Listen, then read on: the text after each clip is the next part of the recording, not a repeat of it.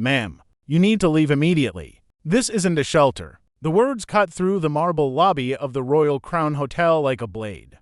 But what the racist hotel manager didn't know was that the woman standing in front of him, dressed in simple jeans and a hoodie, wasn't just any guest.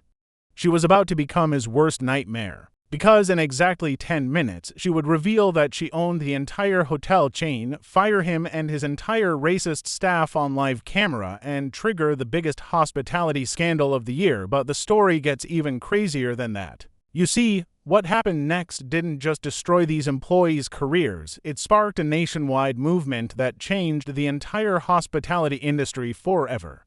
And by the end of this video, you'll understand why this moment became the most watched hotel confrontation in internet history. But before we dive into this incredible story, I need you to do something for me. If this moment gave you chills, smash that subscribe button and hit the like button. Trust me, you're going to want to see how this ends. And drop a comment telling me where you're watching from. I read every single one. Now, let me take you back to the beginning of this unbelievable story, because what led up to this moment will shock you. To understand why this confrontation was so explosive, you need to know who Dr. Amelia Washington really is. Born in Detroit to a single mother who worked 3 jobs just to keep food on the table, Amelia's first experience with luxury hotels came when she was just 12 years old. Her mother, Sarah, had saved for months to take Amelia to a fancy hotel in downtown Detroit for her birthday.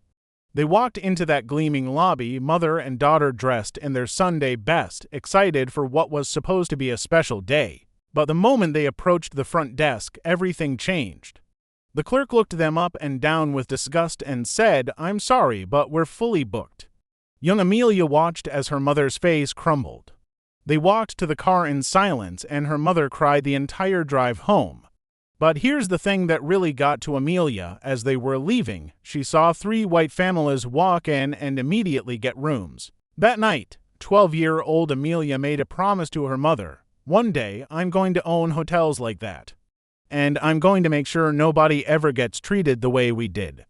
Fast forward 22 years, Dr. Amelia Washington had kept that promise in ways that defied every odds stacked against her. After putting herself through medical school and working as an emergency room physician for 5 years, Dr. Washington did something that shocked everyone who knew her. She quit medicine to enter the hospitality business. Using her life savings of $150,000, she bought a rundown motel on the outskirts of Chicago. Everyone thought she was crazy. Her medical colleagues said she was throwing away her career.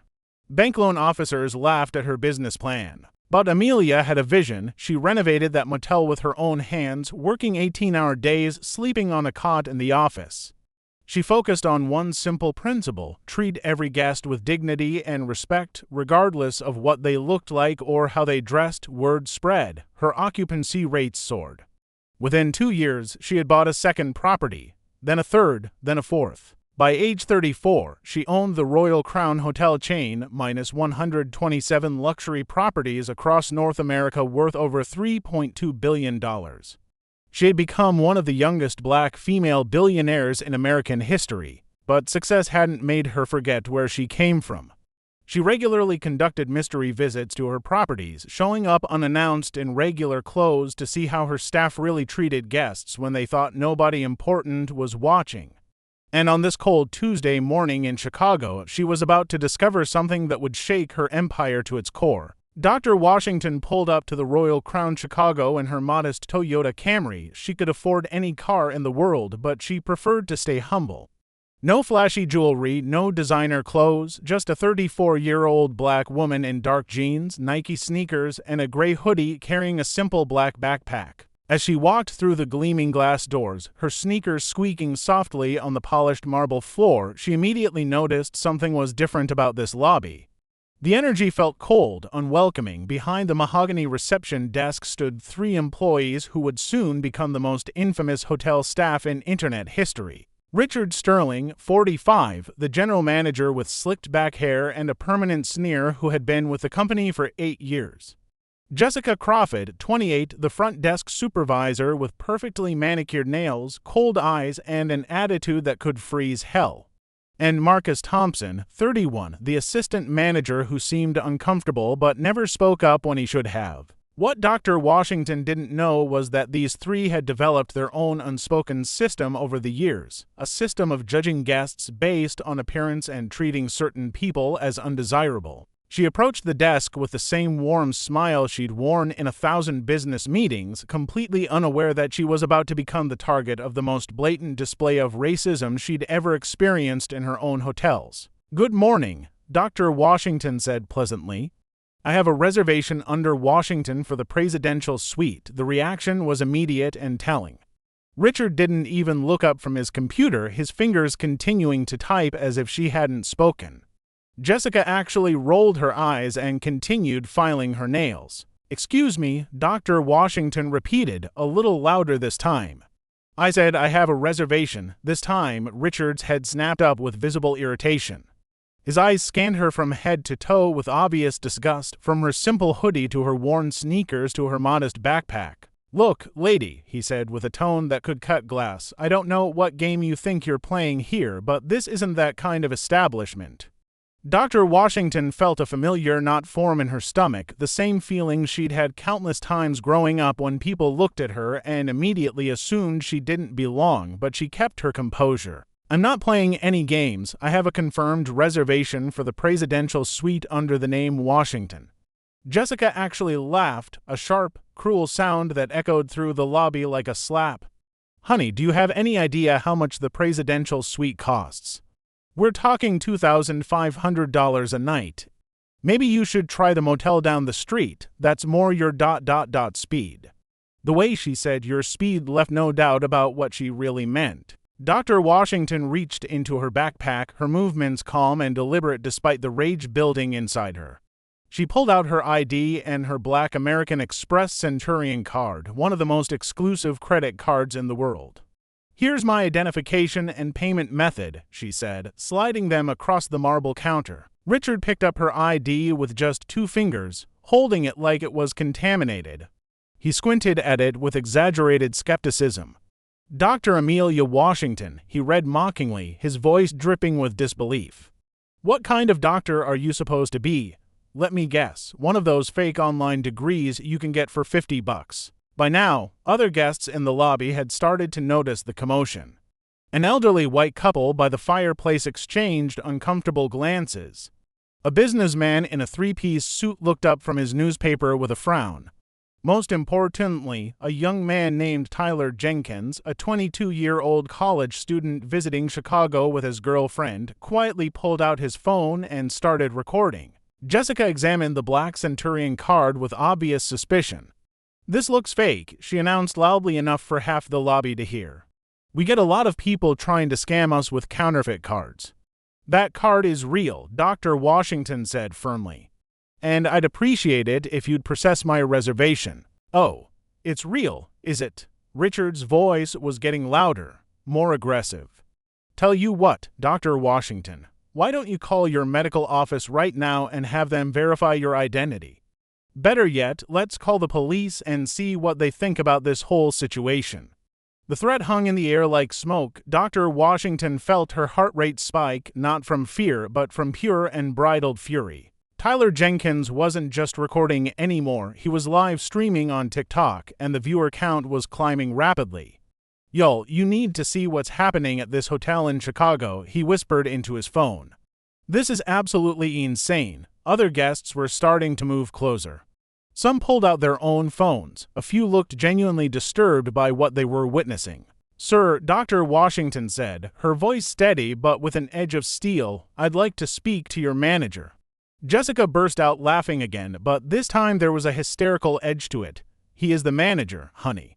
And he's telling you that we don't have any rooms for ... people like you." Those 4 words, "people like you," echoed through the lobby like a gunshot. Several guests gasped audibly. Tyler's live stream exploded with comments of outrage and disbelief. Richard nodded approvingly at Jessica's statement, then leaned forward with his hands on the counter, getting uncomfortably close to Dr. Washington's face.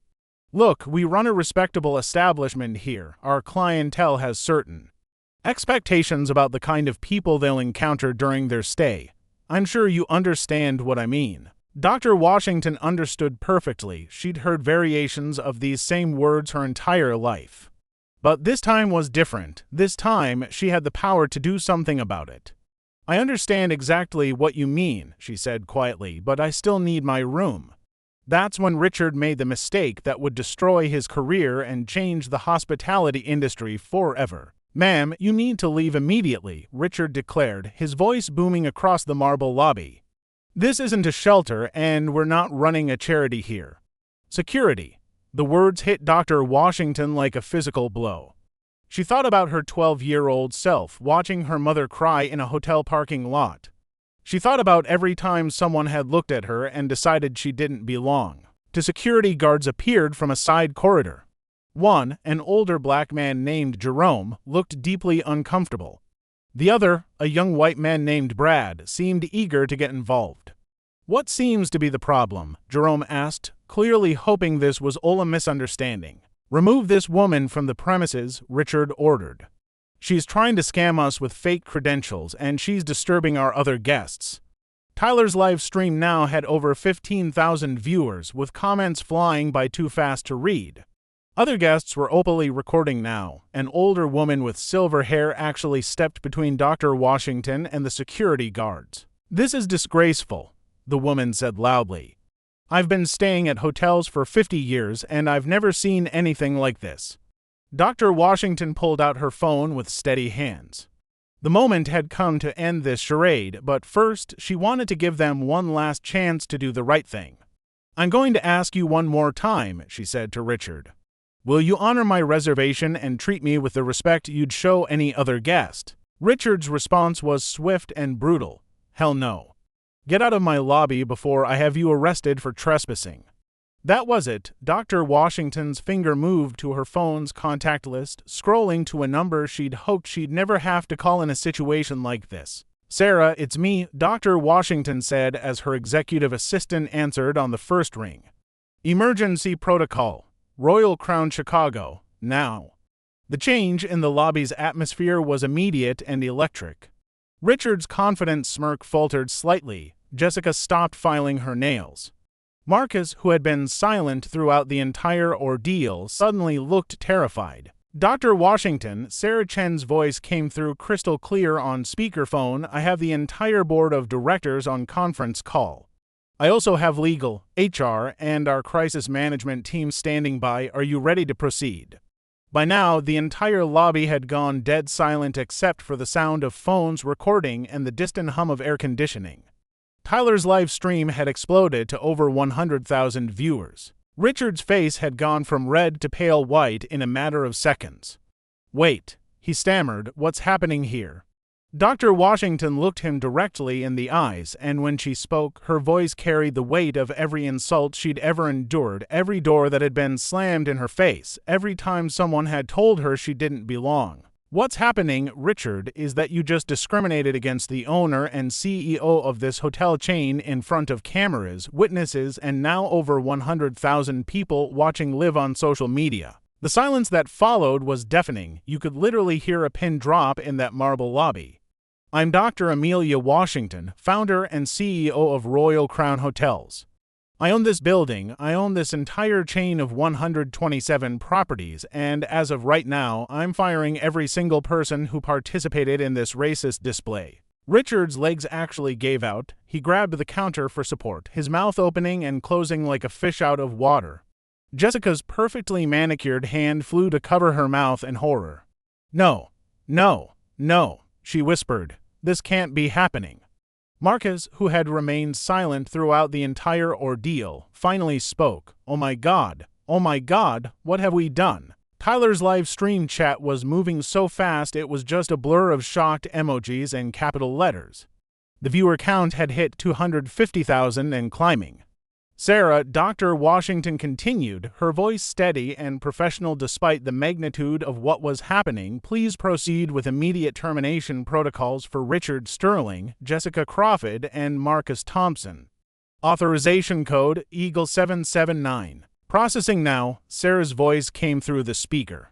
I'm also notifying our legal department to begin documenting this incident for potential criminal charges of discrimination and harassment. Richard tried desperately to salvage the situation, his voice cracking with panic.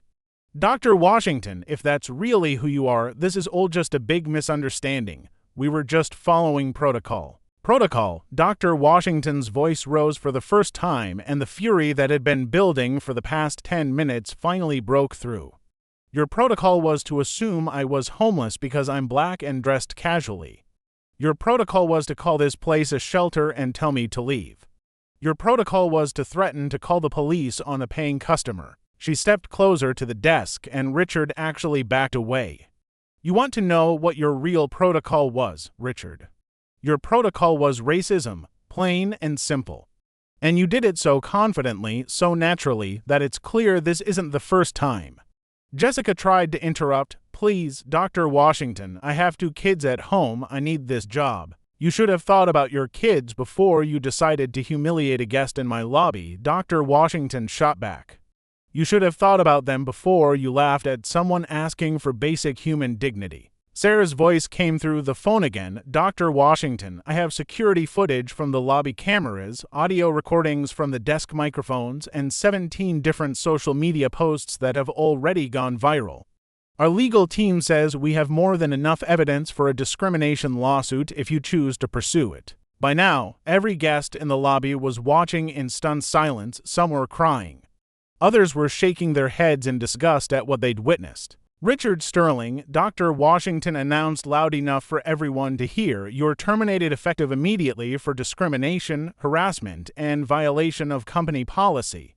Jessica Crawford, same charges. Marcus Thompson, you're terminated for complicity and failure to intervene in a discriminatory incident. She turned to address the entire lobby, her voice carrying the authority of someone who had built an empire from nothing. Ladies and gentlemen, I apologize that you had to witness this disgusting display of racism. This is not what Royal Crown Hotel stands for, and it's not what I built this company to represent. The crowd began to applaud, slowly at first, then building to thunderous applause.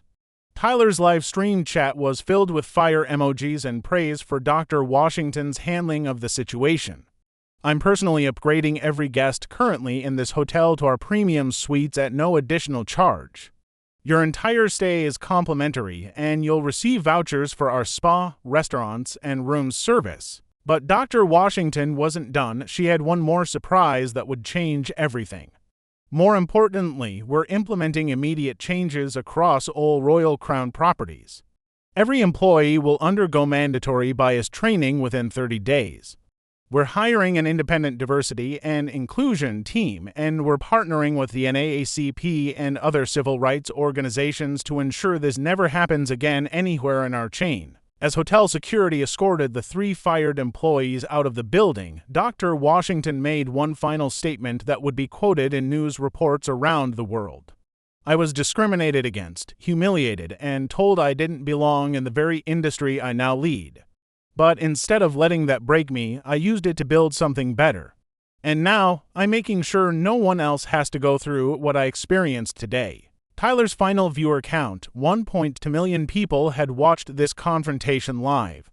Within 24 hours, the video had been shared across every social media platform, spawning countless reaction videos, news segments, and a nationwide conversation about racism in the hospitality industry. Richard, Jessica, and Marcus were not only fired but blacklisted from the entire hospitality industry. Dr. Washington's response became a case study in business schools around the country, and the Royal Crown chain saw its highest customer satisfaction ratings in company history. But most importantly, it sparked real change. The Washington Standard became the gold standard for hotel customer service, emphasizing dignity and respect for every guest, regardless of appearance. And that's how a simple hotel check-in became the most watched discrimination confrontation in internet history. Dr. Washington turned her worst moment into a teaching moment for the world and proved that sometimes the best revenge is massive success. If this story inspired you, make sure you're subscribed to the channel because we have more incredible stories of justice and triumph coming your way. Hit that notification bell so you never miss when we upload. And remember, Never judge someone by their appearance. You never know who might be your boss. What would you have done if you witnessed this discrimination? Let me know in the comments below. I'll see you in the next video.